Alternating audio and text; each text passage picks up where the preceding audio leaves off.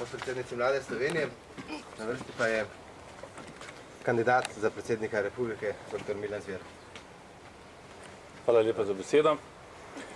Hvala tudi Suzani in pa Andreju za tople in prijazne besede. Verjetno to ni bilo neko veliko presenečenje za vas, da ste me podprla mladka obeh strank, ki me tudi sicer podpirata v tej kampanji. Pa vendarle sem podpore mladih še posebej vesel. Tudi zato, ker sem v zadnjih letih, ko se poklicno ukvarjam s politiko, veliko pozornosti namenjal prav mladinskim politikam in mladinski politiki in tudi sedaj podobno v Evropskem parlamentu.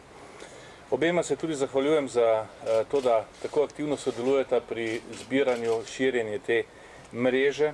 Združujemo za prihodnost. Ko smo pred 2-3 dnevi koncipirali tiskovno konferenco, smo jo hoteli fokusirati na 5000 podpis, pa seveda ni šlo.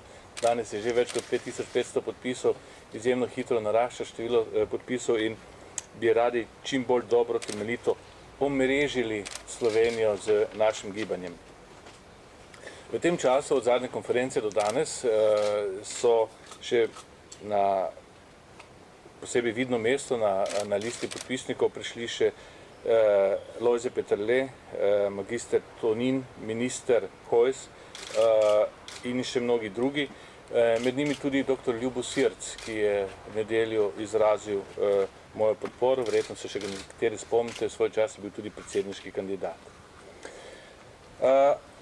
To je prvo sporočilo oziroma prva tema današnje tiskovne konference. Druga tema pa se navezuje na pobudo o kar temeljitem zmanjšanju stroškov za delovanje urada predsednika Republike. Z svojo ekipo smo dokaj temeljito proučili delovanje urada predsednika Republike v zadnjih 2 desetletij in opazili smo neko diskrepanco. Namreč pristojnosti predsednika Republike so več ali manj jasne 2 desetletji, v tem času pa so se kar temeljito spremenile postavke oziroma proračun na tej postavki, torej za delovanje urada predsednika Republike. Verjetno se še nekateri spomnite v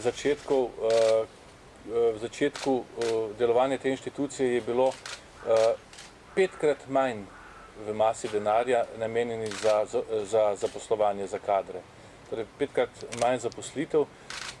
Danes ali pa v letu 2008, ki je nekako najbolj štrli pri stroških za delovanje urada, je bilo zaposlenih kar 48 ljudi. Torej v začetku mandata, v začetku te funkcije 5-krat manj.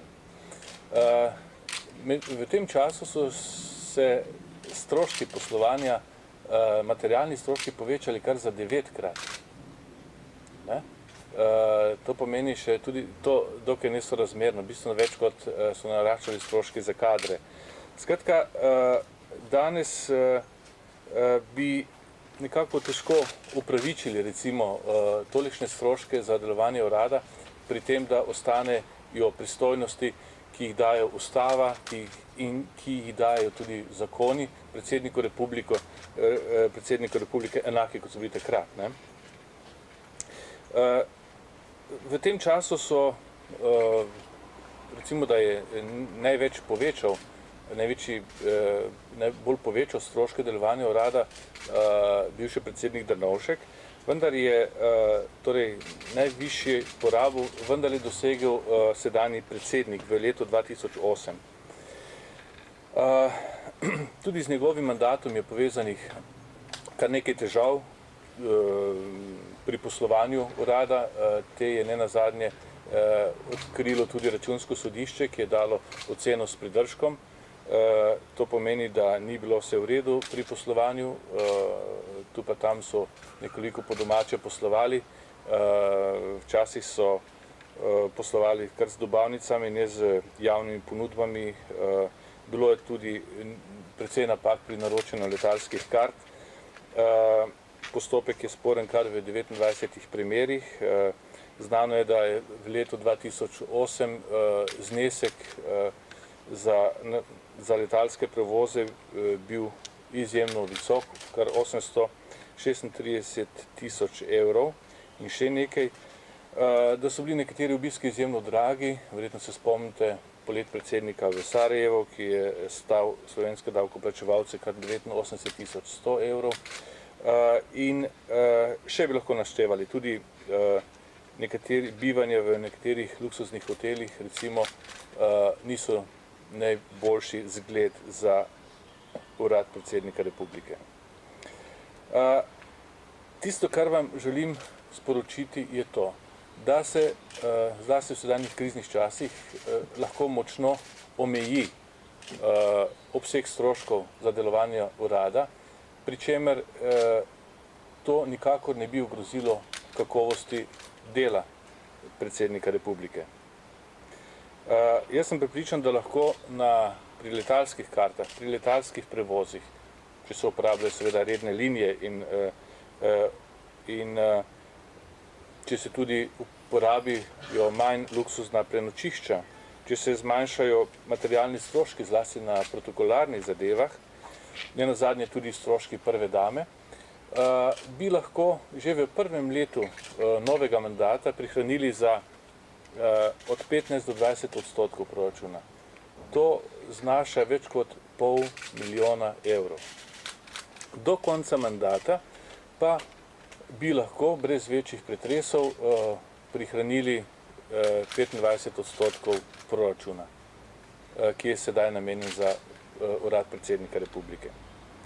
Torej v prvo leto od 15 do 20% in potem do konca mandata do 25%. Torej za 1/4 bi zmanjšali stroške za delovanje urada na podlago realizacije 2011.